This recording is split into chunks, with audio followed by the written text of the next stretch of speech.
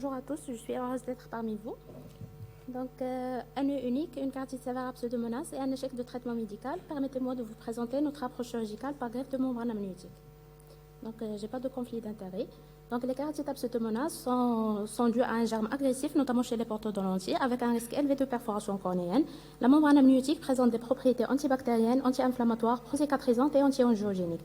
Une étude récente menée sur un modèle animal a montré que l'association greffe de membrane amniotique et ciprofloxacine réduit la taille de l'infiltrat, l'émincissement stromal et les perforations cornéennes. Donc, l'objectif de notre travail, c'est d'évaluer l'apport de la greffe de membrane amniotique dans les carotides sévères à pseudomonas. Donc, notre patient, c'est un jeune de 23 ans, fort myope, porteur de lentilles de contact, mal entretenu, monophthalme de l'œil droit, suite à un décollement de rétine ancien au niveau de son œil gauche. Donc, il est venu pour un œil rouge douloureux droit. L'examen a montré une acuité visuelle au mouvement des doigts au niveau de son œil droit, un infiltrat épithéliostromal mesurant 6,5 x 5,5 mm avec un amincissement central, une plaque endothéliale et une lunule diplopien. L'échographie oculaire était normale et la culture est revenue en faveur de pseudomonas aeruginosa.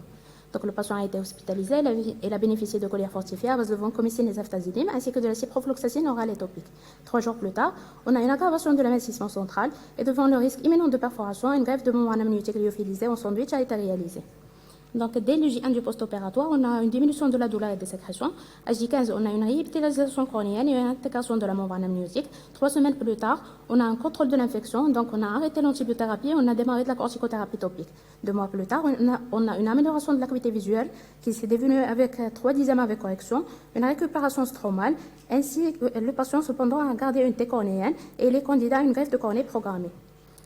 Donc, greffe de membrane amniotique dans les carotides à pseudomonas, que dit la littérature? Selon une étude menée par Général, la greffe de membrane amniotique a permis une réépithélisation rapide et une diminution de l'inflammation. Cependant, elle a nécessité le maintien d'une antibiothérapie. Donc, l'étude a conclu que la greffe de membrane amniotique limite la perte stromale si l'infection est stabilisée.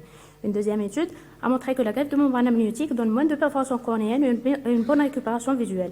Certaines limites ont été discutées, telles que la barrière à la pénétration d'antibiotiques et le risque de surinfection. Une troisième étude a montré que la greffe de membrane amniotique diminue la douleur, diminue l'opacité cornéenne et donne une acuité visuelle non corrigée qui est meilleure.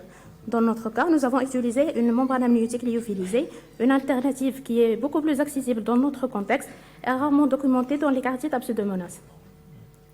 Donc, face à l'accès difficile de la greffe de cornée à chaud, au risque de rejet important à la phase aiguë infectieuse, à la facilité d'accessibilité de conservation, surtout pour la forme lyophilisée dans notre contexte, et aux résultats favorables selon les études, on peut conclure que la membrane amniotique représente une excellente option pour la préservation du globe oculaire en vue d'une greffe de cornée programmée.